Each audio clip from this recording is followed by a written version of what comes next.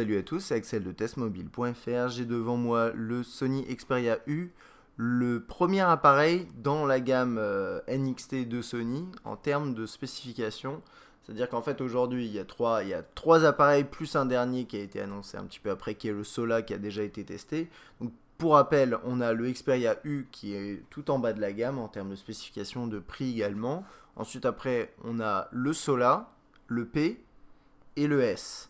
Et donc le U, c'est un terminal qui coûte nu environ 250-270 euros, qui a un écran 3.5 pouces, pardon, 480 par 854. Il est aussi équipé de tout ce qui est Bravia Engine. Donc ça, c'est quelque chose qu'on retrouve sur normalement l'intégralité des terminaux Xperia de Sony. Il a 4 Go de mémoire interne. On ne peut pas mettre de micro SD. Attention, hein, 4 Go, c'est vraiment pas beaucoup. 512 MO de RAM. C'est pas un terminal très équipé. De toute façon, comme je vous ai dit, c'est en bas de la gamme. 5 mégapixels au niveau de l'appareil photo avec un flash LED, un bouton dédié pour l'appareil photo ici qui est quand même un ajout assez sympathique. Il filme en 720p. Il a un processeur dual-core 1 GHz et une batterie de 1320 mAh, il me semble, ou 20 ou si, 1320 pardon. En niveau autonomie annoncée, il est en 15 jours en veille, 6 heures en communication, en tout cas c'est ce qui a été donné par Sony. Au-delà de ça, il est équipé également de la technologie xCloud qui permet en théorie de rendre le haut-parleur un peu plus puissant. On le verra lors du test du lecteur musical. Et puis sinon, vous avez un petit récap des spécifications ici. Mais c'est tout ce que je viens de vous dire. Alors, avant de passer à l'appareil, très rapidement, on va ouvrir la boîte et voir ce qu'on a dedans. Alors, du papier. On a un chargeur. Alors, en France, vous n'aurez pas ça. Hein. Bien sûr, vous aurez le chargeur français avec, voilà, là, ici, le port USB. Le câble qui va avec, micro USB. Normalement, vous avez des écouteurs, ouais, ils sont cachés quelque part par là. J'essaye de les reprendre. Voilà. Des écouteurs standards, assez basiques. Il y a un petit truc qui est sympa, et bon, vous avez les notices également. Alors, dans la boîte, j'ai eu ça, je sais pas si vous l'aurez également, je pense que oui, je vois pas pourquoi. Et donc là, il y a un protège-écran. Une protection d'écran avec tout le nécessaire pour l'appliquer, nettoyer l'écran, etc. Je trouve ça plutôt sympa. Et ensuite ici, vous avez un adaptateur SIM, alors micro SIM en fait, puisqu'il tourne en SIM, et vous avez un adaptateur qui permet de mettre une micro SIM dedans. Je ne sais pas pourquoi vous avez ça, mais c'est très bien. Et puis alors dernière chose, vous avez également ça. Et ça me permet du coup de parler sur cet élément personnalisation. Comme je vous ai dit lors du test du U et sûrement du Sola, chaque appareil de la série NXT a une petite particularité. Alors sur celui-ci, il est petit, il est compact, il a le même design que le S et le P, il est plutôt sympathique. Et son petit truc, c'est d'être, on peut le personnaliser, c'est l'axe personnalisation. Et je vais pas forcer là parce que c'est assez galère, mais on peut enlever cet élément-là et le remplacer. Donc là, par exemple, par un élément rose alors qui est fourni avec. Je sais pas si vous aurez aussi rose et noir. Peut-être que ça dépend de la couleur que vous prenez de base. En tout cas, là, j'ai eu un rose et je pense que vous pouvez en acheter à côté. Ok, ça c'est pour le déballage. Donc là, vous avez un écran 3.5 pouces. Pour rappel, 3.5 pouces, c'est la même taille d'écran que sur un iPhone, par exemple. En haut, vous avez une caméra frontale VGA, quelques capteurs. En dessous, vous avez quelques touches. Alors, vous avez les petits points ici, comme sur, par exemple, le Xperia S, où vous appuyez à ce niveau-là, et c'est des touches sensibles. Et là, vous avez la zone transparente. C'est le design typique hein, pour ces terminaux-là, avec retour, accueil et menu. La petite particularité de celui-ci, c'est d'avoir la barre qui s'illumine avec des couleurs différentes en fonction vous le verrez, des thèmes que vous avez, des menus dans lesquels vous êtes.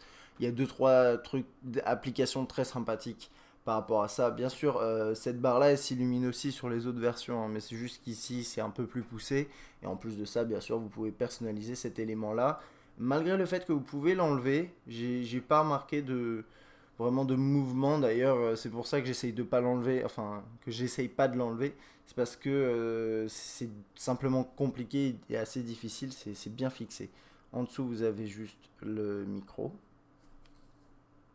Sur la droite, le bouton on-off, verrouiller, déverrouiller. Au milieu, le bouton de volume, la touche de volume, et à droite le bouton d'appareil photo. Et moi je trouve quand même que, bon, c'est bien d'avoir tous ces boutons là, c'est clair, mais sur un appareil aussi de cette taille là, je trouve que, enfin, on a parfois quelques soucis avec les différents boutons, notamment quand on prend des photos, mais on s'habitue, on s'y habitue, et puis je pense que c'est quand même une très bonne chose d'avoir ce bouton de volume là et le bouton dédié pour l'appareil photo, ça apporte réellement quelque chose. Et d'ailleurs, par rapport à la photo, quand vous restez appuyé dessus, voilà, vous avez l'option qui permet de prendre des photos rapidement, qui se met en marche, et ça c'est plutôt sympathique. Vous pouvez décider ou non de l'activer d'ailleurs. Donc, pour continuer sur le hardware, à gauche on a le port micro USB, en haut on a le jack 3.5 et un second micro. Et à l'arrière, on a l'appareil photo, donc comme je le disais, 5 mégapixels avec son flash LED juste au-dessus. Et ici, le haut-parleur. Voilà, là ici on le voit de dos avec pareil le logo, le petit logo Sony Ericsson qui est devenu le logo lié à la série Xperia chez Sony et qui est vert avec un léger relief assez sympathique. Voilà, on va pouvoir passer aux fonctionnalités. Le Xperia U, c'est un terminal qui tourne sur Android Gingerbread 2.3. Ici, je crois c'est 7, voilà, 2.3.7. Il n'y a pas de mise à jour pour l'instant disponible, mais vous pourrez passer normalement au 4.0 d'ici quelques semaines sans trop de soucis, il me semble. Alors, niveau surcouche, fonctionnalité, c'est la même chose que sur le P par exemple, même chose que sur le Solar. Et par prolongement, c'est la même chose que sur le S, mais avec moins de fonctionnalités liées aux performances de l'appareil. C'est-à-dire qu'ici, bien sûr, on a un appareil moins puissant, on peut faire moins de choses, voilà, toute proportion gardée. Mais ça reste un terminal sous Android qui permet de faire quand même pas mal de choses, notamment avec toutes les applications que vous pouvez installer, etc., etc. Donc on va faire un tour rapide parce que là, je pense que vous avez eu... En fait, c'est loin d'être le premier terminal sous cette surcouche qui a été testé. Il y a eu le S, le Solar, le P, et avant, il y a eu tout ce qui est Arc, Arc S, Kino, Ray, qui tournent sous des surcouches qui sont très très très similaires. Donc je pense qu'on a fait à peu près le tour. Donc je vais aller assez vite, bien sûr. Donc vous avez tout ce qui est page d'accueil avec des widgets, des applications, des raccourcis, des dossiers également, le tiroir des notifications qu'on ne peut pas personnaliser, enfin qui n'est pas personnalisé par l'opérateur, enfin par le constructeur. On a quelques widgets ici, donc dans cette nouvelle version, ils sont interactifs. Ça c'était interactif, c'était déjà valable sur le Arc, etc. Mais c'est juste ils ont été retravaillés. Je préfère un petit peu ceux d'avant, mais c'est ce que je disais également dans mon test du Xperia S. Ici vous avez ce widget là qui permet de modifier certains paramètres puisque l'option n'est pas disponible dans le tiroir des notifications. Vous pouvez passer un appel. Alors attendez, juste un petit truc niveau multitâche, ça se passe comme ça. Juste pour info, ici sur le S, moi je trouvais que pour enclencher les touches sensibles, fallait appuyer un peu trop haut. Ici ça va, c'est assez bien géré, c'est plus, c'est entre les deux, c'est au niveau du bouton là, du petit point exactement. Donc c'est pas trop mal. Et j'ai l'impression quand même que, bah, moi j'ai testé toute la nouvelle gamme NXT, et en fait il y a vraiment des différences entre chaque terminal pour la zone sensible au niveau de ces boutons là. C'est un petit peu étrange. Et avant de passer à ça, je vais juste vous montrer l'aspect personnalisation. Donc ici vous avez des thèmes et vous pouvez voilà, choisir différents thèmes ici. Et ce qui est sympathique, c'est que, alors ça les thèmes vous pouvez les avoir aussi sur le S, sur le P, le Solar, etc. Mais ici, ce qui est bien, c'est que ça va changer également la barre en bas. Voilà, donc là vous voyez, elle vire au vert. Hop, je vais en prendre une qui est un peu plus prononcée. Voilà, là vous voyez, ça vire au violet. C'est un peu plus, c'est vraiment beaucoup plus visible quand vous, enfin, à l'œil nu qu'à la caméra. Là ici, avec les réglages de la caméra, c'est pas trop visible. Et c'est vrai que c'est assez sympa. C'est pas mal marqué quand même. Je sais pas si j'aime bien ça d'un point de vue, enfin, au quotidien, j'ai pas encore testé, voir si ça me plaît ou non. Mais bon, c'est un petit élément de personnalisation qui est sympathique. En fait, il s'active pas à la pression de l'écran, il s'active dès que vous touchez aux touches en bas. Donc c'est pas en permanence allumé. Si par exemple vous êtes en train de faire quelque chose dans le noir et que vous n'avez pas envie d'avoir voilà, cet élément là qui s'allume, bah, vous pouvez juste toucher l'écran et ça va pas s'allumer. J'ai pas d'informations à propos d'une éventuelle, enfin d'un éventuel impact sur l'autonomie de l'appareil. Je pense que ça change pas grand chose dans la mesure où de toute façon sur les autres terminaux vous avez aussi cette lumière qui s'affiche. C'est juste qu'ici vous avez des lumières de couleurs différentes. Je vois pas, je sais pas exactement si ça a un impact négatif sur l'autonomie. En tout cas, c'est plutôt sympathique en termes de personnalisation. Vous pouvez composer un numéro, bien sûr, avec des propositions qui s'affichent ici. Vous accédez aux contacts. Alors là, je les ai pas configurés, mais voilà, ils sont là. Il suffit de faire valider. On peut défiler ici. Les contacts peuvent être synchronisés avec Facebook, avec ensuite la possibilité d'accéder à leurs photos et centres d'intérêt. Voilà, directement depuis la fiche contact. Donc là, ça c'est pas mal. Hop, je lance une photo. Je peux laisser un commentaire directement dessus et c'est lié à l'application Facebook. Donc ça c'est pas mal, il y a une petite intégration sociale comme on trouve dans de plus en plus de terminaux de toute façon Android dans quasiment tous les appareils aujourd'hui. SMS MMS, c'est organisé par contact et par conversation avec des bulles. Vous avez par exemple dans un MMS la vignette qui s'affiche, vous appuyez dessus, elle va s'afficher en plus grand. Au niveau de la saisie texte, comme l'écran n'est pas très large, on n'a pas beaucoup de place et c'est vrai qu'en mode portrait c'est un petit peu compliqué.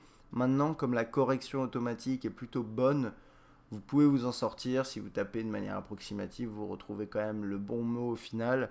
Maintenant, si ça vous pose problème, vous pouvez passer en paysage ou bien installer d'autres claviers, notamment certains qui sont plus basés sur le T9 avec un système avec des touches tactiles qui reprennent le pavé numérique et qui permettent avec le T9 de vous proposer les mots et en étant optimisé pour les petits écrans. Donc bon, vous avez quand même de quoi faire là-dessus et c'est vrai que là dans l'état ça reste utilisable.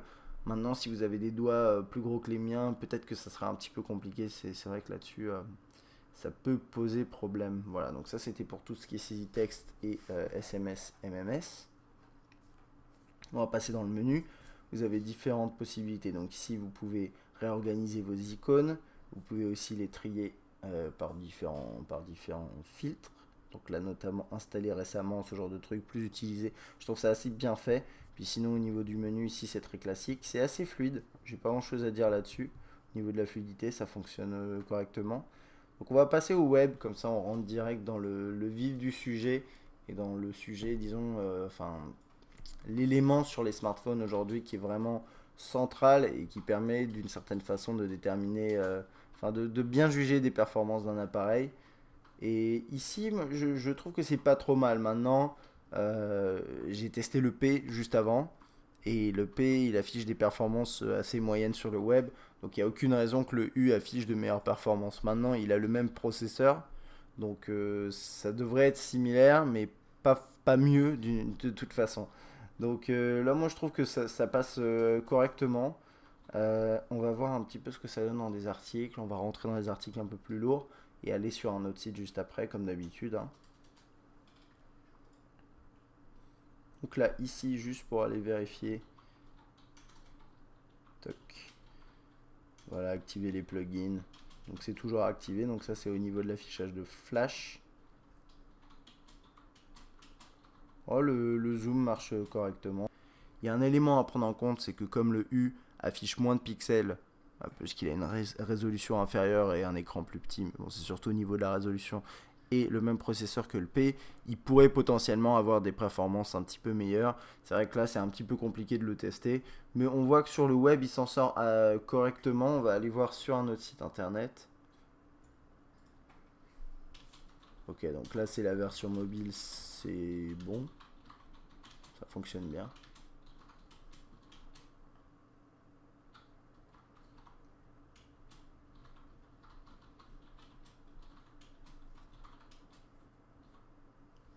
Alors, on va voir ce que ça vaut une fois qu'on est sur la version un peu plus lourde. Bon, bien sûr, là, ici, c'est pas évident. C'est pas forcément, c'est pas forcément génial. Ça, c'est normal dans tous les cas. On peut pas s'attendre sur cet appareil à avoir de meilleures performances que sur un P. Et voilà, donc là-dessus, pour moi, c'est pas une surprise. Et puis c'est vrai que sur un écran aussi petit, On peut pas. Enfin, on aimerait bien avoir une meilleure expérience, mais c'est vrai que c'est pas forcément des appareils optimisés pour une navigation web ultra confortable, à part si vous utilisez que les sites mobiles, les applications, etc. Donc là-dessus, ouais, le zoom est correct. Enfin, ça va dépendre. Là, justement, juste quand je dis ça, il commence à ramer, voilà. Euh, c'est étrange. Ok, il pense que je fais des appuis prolongés. Peut-être que c'est moi qui. Ouais, non, là ça va, ça marche bien. Et par contre, bon, je vais aller dans un article.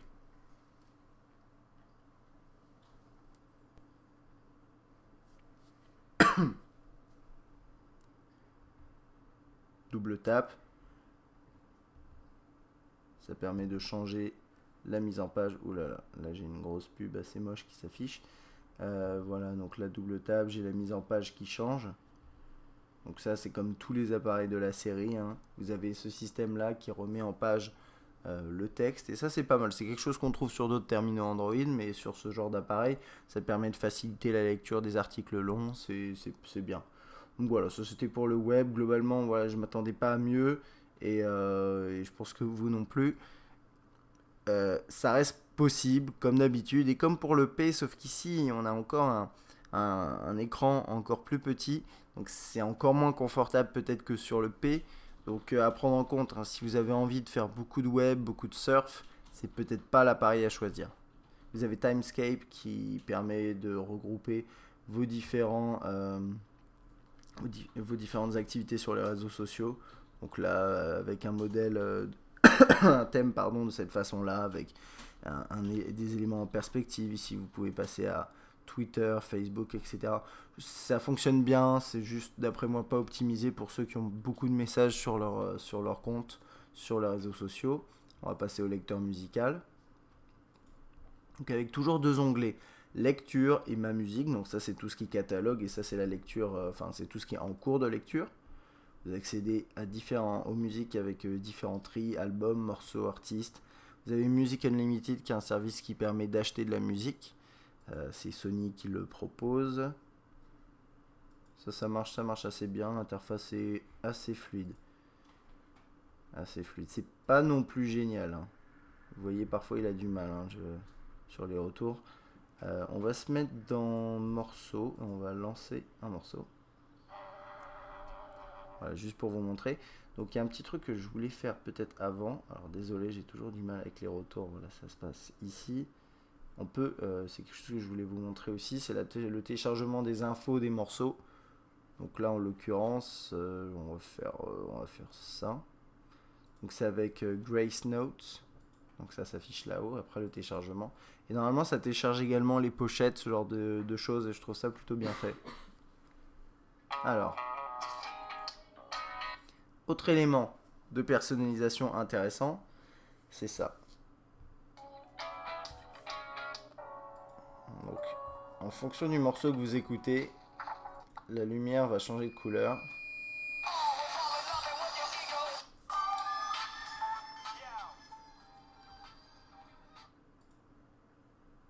Donc c'est en fonction de la pochette, hein. Vous voyez, voilà. Hop, c'est la couleur dominante en fait de la pochette qui va déterminer la couleur qui va s'afficher ici.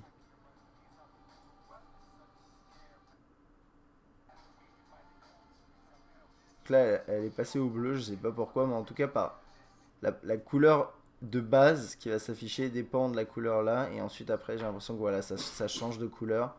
C'est bon, c'est assez sympa aussi ça. Voilà, ça va refaire pareil, j'imagine. Bon, enfin bon. Alors, en termes d'interface, donc vous avez la pochette qui s'affiche. Vous pouvez changer, vous pouvez avancer dans le morceau ici. Lecture, pause, suivant précédent. Vous appuyez sur menu, vous gérez tout ce qui est lecture aléatoire, mode répétition, etc. Vous avez un égaliseur ici, qui est plutôt complet. Ça, c'est pas mal. Et ici, vous avez une petite option qui permet de rechercher des paroles sur Internet, d'accéder à des vidéos, des clips sur YouTube, ce genre de choses. Pourquoi pas, pourquoi pas, pourquoi. Moi, je suis pas forcément fan de cette intégration. Par exemple, le fait de devoir passer par là pour faire aléatoire et répétition et d'avoir une option en accès rapide ici qui permet d'accéder à des fonctionnalités qui sont pas forcément nécessaires. Trouve, je trouve que c'est un choix assez étrange, mais bon, vous penserez peut-être différemment. Alors, on va du coup aller jeter un œil à tout ce qui est haut-parleur. Et en l'occurrence, c'est pas jeter un œil, c'est plus écouter attentivement et on va voir niveau qualité ce que ça donne sur toujours les mêmes morceaux que d'habitude, hein. Et le haut-parleur, je vous le rappelle, est ici. C'est parti.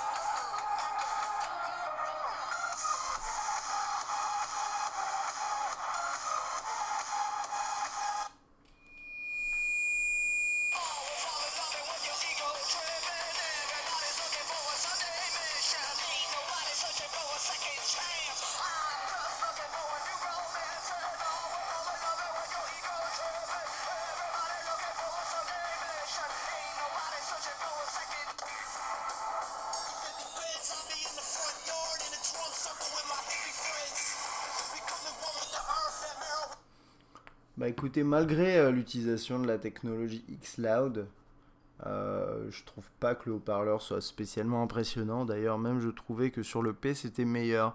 Et il faut savoir que xCloud, je suis pas exactement sûr de ce que ça fait. A priori, c'est vraiment une optimisation logicielle. Et derrière, le composant du haut-parleur de base est moins bon que celui du P. Sur le P, ce que je disais, c'est que le haut-parleur manquait un peu de puissance, mais il y avait quand même on ressentait un petit peu les basses. Là, ici, on ressent rien du tout. Alors, c'est vrai que l'appareil est plus petit. Peut-être que l'utilisation du plastique ici par rapport à l'aluminium sur l'autre change quelque chose. Je ne pense pas. Je ne pense pas, mais c'est plus une question de taille, je pense. Parce que c'est vrai que le haut-parleur, il est plus il est grand, plus il est puissant. C'est un petit peu ça l'idée. Et c'est comme c'est aussi pareil que sur les optiques. Après, tout est proportionnel en fonction de l'époque et des évolutions technologiques. Mais là, ici, sur cet appareil, en tout cas, le haut-parleur est pas excellent. La qualité est correcte, tout juste correcte. Le volume n'est pas très élevé et on sent pas du tout les basses, ce genre de choses.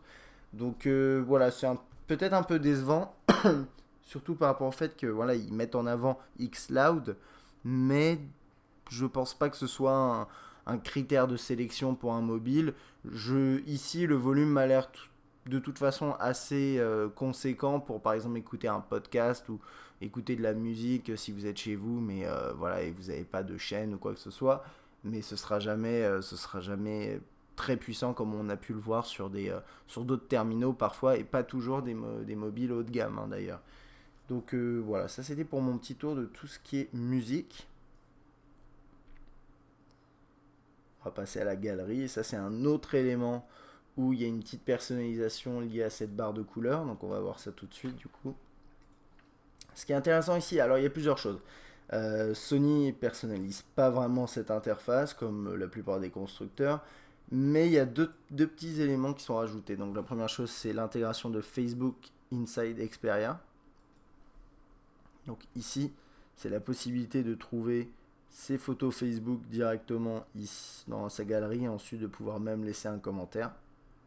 Donc ça marche bien. Ça, c'est la première chose.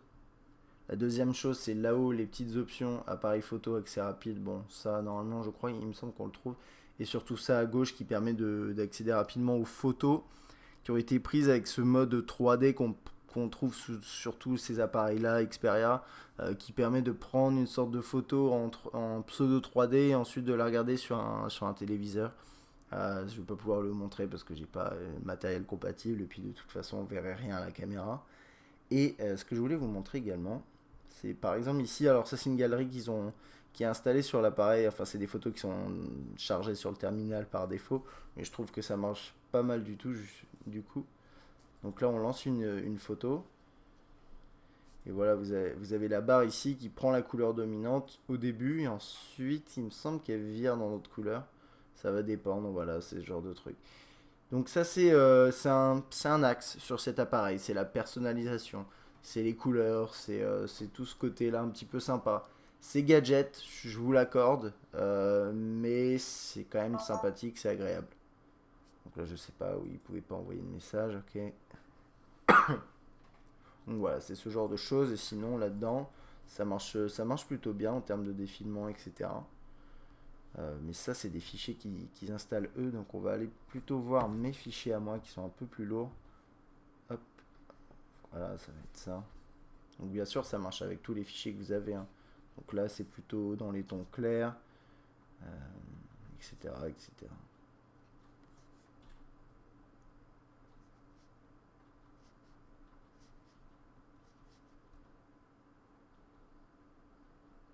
Là, il y a un petit chargement pour que l'image s'affiche correctement. Elle est encore en train de charger. On va peut-être attendre un peu, voir combien de temps elle met à charger. Ça a l'air un petit peu lent. Voilà, ça a mis quelques bonnes secondes quand même à charger. Bon voilà, ça c'était pour la partie galerie. Et il y a un autre truc à savoir, c'est au niveau lecture DivX.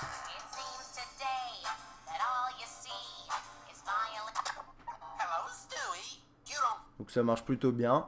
Là par contre ici vous n'avez pas l'histoire des lumières. Je ne sais pas si c'est prévu. Enfin bon, a priori non. Mais voilà, ça marche correctement. Et vous avez vu voilà l'option ici montage vidéo qui permet de réaliser des tout petits montages. Alors là ici c'est un DivX donc ça passe pas. Mais avec les vidéos que vous capturez avec l'appareil photo, ça va fonctionner. D'ailleurs ça me permet du coup de basculer sur l'appareil photo. Donc avec ce bouton dédié, c'est assez pratique. Donc vous prenez la photo très facilement, comme ça. Et vous pouvez également sortir du mode veille, c'est ce que je vous ai montré au début, en restant appuyé sur le bouton d'appareil photo. Alors ensuite, qu'est-ce qu'on a ici? On a vraiment toutes les options classiques Xperia, donc je vais essayer de passer assez vite. Quand vous passez en mode normal, alors là ici on est en mode normal, après on a différentes options. L'appareil photo avant, le balayage 3D, c'est ce que je vous montre au début. Vous avez un mode panorama qui marche assez bien. Vous avez les différents modes de scène, l'exposition, la gestion de l'exposition et le flash. J'ai quand même l'impression qu'ici on a un petit peu moins d'options quand même que sur par exemple le précédent, le P que j'ai testé juste avant. Parce que si je me souviens bien, vous aviez aussi un mode automatique et un mode normal qui vous permet d'accéder à des options supplémentaires. Et ici, je vois pas de mode automatique. Alors peut-être que je me trompe, mais en tout cas, là, à vue de nez, je le vois pas. Vous avez différents modes de focus, tactile, infini, automatique, etc., etc. La détection des sourires, ça aussi, c'est une option qu'on trouve sur tous les terminaux Xperia. Voilà, ça c'est le démarrage rapide. Vous pouvez choisir de soit démarrer l'appareil photo uniquement, soit démarrer et prendre la photo. Voilà, ça c'est l'option quand on reste appuyé longuement sur le bouton en haut. Ensuite en mode vidéo, bon c'est comme ça. Donc vous avez vu tout à l'heure, hein, vous avez vu dans les options, c'est du 5 mégapixels. Là ici, on va filmer en 720p. Et pour filmer c'est assez simple, hein, pareil, vous restez appuyé là. Enfin vous restez appuyé, vous appuyez. Et puis ensuite après, vous avez l'autofocus continu qui fonctionne assez bien. Donc ça c'est le genre de truc, ça marche correctement et vous aurez un aperçu de la qualité sur testmobile.fr sur le test et également sur la chaîne YouTube pour tout ce qui est vidéo. Ensuite, pour tout ce qui est client email, alors là je peux vous le montrer, je ne l'ai pas configuré, mais c'est exactement la même chose que sur le P, le S, etc. Cela près que l'interface est plus petite, enfin l'écran est plus petit, donc l'interface sera peut-être moins agréable à utiliser. Si vous avez envie d'avoir un aperçu du client email, je vous conseille d'aller regarder le test du P, ce sera sûrement celui où c'est le plus proche. Et peut-être le Sola également, enfin un des deux, c'est au choix, c'est la même chose, hein.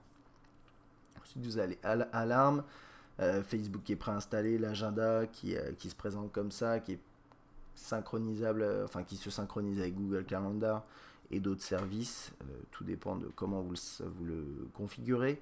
Ensuite, sur le Play Store, il y a une section qui se trouve dans Applications qui s'appelle Sony et qui propose différents contenus. Alors, c'est soit Ici, c'est l'endroit où Sony va pousser certaines applications et certains jeux que l'entreprise trouve spécialement intéressantes. Donc là, on a aussi des contenus Sony comme Music Unlimited, on a Video Unlimited, etc. Mais on a également d'autres applications. Donc vous pouvez vous promener là-dedans. C'est des apps qui seront forcément compatibles normalement avec votre terminal et qui dans tous les cas voilà, plaisent à Sony. Alors je sais pas si derrière ça peut vous intéresser, mais c'est une énième façon d'avoir des contenus recommandés. Et il y en a encore une autre application qui est installée, vous le verrez un petit peu après. Ensuite on a Maps, on a l'application Gmail de base, de toute façon ça c'est classique. Hein. Donc voilà, ça c'est l'application Gmail de base. Maps pour la navigation GPS avec possibilité d'avoir le guidage vocal, etc. Donc c'est le grand classique. On a une aide, la calculatrice Track ID, c'est un peu comme Shazam, ça reconnaît des morceaux et ça vous permet de les télécharger, en tout cas de les acheter avec Music Unlimited. Actualité météo, l'intégration des LNA ici. Ça c'est toute la partie appareil photo 3D, je peux vous montrer rapidement l'interface, mais ça ressemble à ça en fait, ça permet de faire des panoramiques, des photos panoramiques. On appuie là, on tourne en fait. Et donc ça va recréer une sorte de... Bon là ça va pas marcher parce que je suis sur place et ça va pas lui plaire. Mais c'est ça l'idée, vous avez différents types de photos que vous pouvez prendre. Enfin bon, voilà. Là on a le chrono avec également la minuterie, l'horloge mondiale et tout ce qui est alarme. Avec une intégration plutôt sympa. Wise Pilot, qui est une application de maps, cartes, GPS, etc. Et puis musique et vidéo qui est plutôt sympa. C'est en fonction de votre compte Facebook, ça va vous mettre en avant les vidéos et les musiques qui sont les plus partagées, les plus populaires parmi vos amis. Donc là on a populaire, récente et mes applications. Il me semble, si c'est ça, c'est les applications je crois qu'on recommande. D'ailleurs il y a un petit truc à savoir, c'est que vous pouvez également faire ça, prendre une application, la mettre là-haut. Ça c'est l'intégration aussi de Facebook dans l'appareil, Facebook Inside Xperia qui permet de faire ce genre de choses. On a l'Update Center qui permet de faire les mises à jour, un système qui permet d'économiser de la batterie avec différents modes. Il y a le conseiller, alors ça je voulais vous le montrer parce que voilà, c'est un énième moyen d'obtenir des applications recommandées. Et il y a un truc que j'ai du mal à comprendre, c'est le fait de mettre par exemple ça. Donc c'est GTA 3, c'est un portage qui a été fait par Rockstar pour Android. Et j'ai quand même de gros doutes sur le fait qu'il tourne correctement sur le U. D'après moi il tourne pas, mais apparemment vous pouvez le télécharger. Donc je suis un peu sceptique quand même par rapport à ça. Faudrait essayer. Le truc c'est que moi j'ai pas eu l'occasion d'essayer, mais il y a quand même assez peu de chances que ça tourne. À mon avis, vous pouvez le télécharger, le faire fonctionner et c'est valable pour pas mal d'autres jeux, mais je pense quand même que ça doit être assez lent et assez peu agréable à utiliser. Enfin bon, voilà, ça c'est ma recommandation. Après, si vous avez des versions gratuites à essayer, n'hésitez pas. Ça c'est toujours bon, c'est toujours une bonne façon de faire hein, quand vous n'êtes pas sûr de si l'application sera bien compatible avec votre appareil. Puis c'est à peu près tout. Pardon. Donc là on a aussi l'horloge avec un mode dock. Normalement la météo s'affiche en fond, là ça s'affiche pas. Voilà, c'est à peu près tout hein, pour ce Xperia U. Et moi je dirais que bah là on a fait un peu le tour quand même de cette gamme NXT, la nouvelle gamme de Sony. Donc c'est au revoir Sony Ericsson, bonjour Sony avec ce nouveau design, cette nouvelle surcouche, enfin nouvelle, elle a été retravaillée. Et globalement moi j'ai trouvé cette gamme plutôt intéressante. Et là particulièrement le U est un appareil intéressant, il ressemble quand même beaucoup au Sola, faut bien le reconnaître. Et derrière il y a toute cette partie personnalisation qui peut plaire à pas mal de monde. Moi, ça me parle un petit peu, mais sans plus. C'est-à-dire que c'est pas un critère qui va me pousser à l'acheter, mais peut-être que vous, ça vous séduira, vous trouverez ça intéressant. Et pour rappel, donc il y a plusieurs éléments. Il y a ça qui peut changer de couleur, donc vous pouvez l'enlever, le changer de couleur. Donc par défaut là, dès la sortie de la boîte, moi j'ai eu une version rose, mais je pense que vous pouvez en acheter d'autres. Enfin, vous pouvez en acheter d'autres, c'est par pack, il me semble. Et peut-être dans la boîte vous aurez une autre couleur également. Donc ça se change. Et ensuite, derrière, vous avez cette barre ici qui est transparente et qui prend des couleurs différentes en fonction du thème que vous mettez à l'écran, en fonction des musiques que vous écoutez, en fonction des photos que vous regardez. Donc c'est plein de petits éléments qui rendent voilà, cet appareil un petit peu plus sexy par rapport à d'autres. Mais en termes de fonctionnalité, c'est la même chose qu'un P par exemple, avec peut-être un petit peu moins de performance, parce que ne serait-ce que par la taille de l'écran, il y a moins de RAM, etc. etc. Et il y a un axe multimédia qui est assez important, comme d'habitude sur les terminals Xperia. On a ce bouton dédié pour l'appareil photo. C'est un terminal 5 mégapixels avec un flash LED. C'est pas forcément exceptionnel, 5 mégapixels, mais après je trouve que généralement Sony s'en sort bien dans ses optiques. Et donc on se retrouve avec une qualité plutôt correcte. Enfin, vous le verrez dans les échantillons sur testmobile.fr lorsque le test sera en ligne. Voilà, donc ça c'était pour mon test du Xperia U. Si vous avez des questions, n'hésitez pas, vous pouvez les poser sur YouTube ou sur testmobile.fr. À bientôt.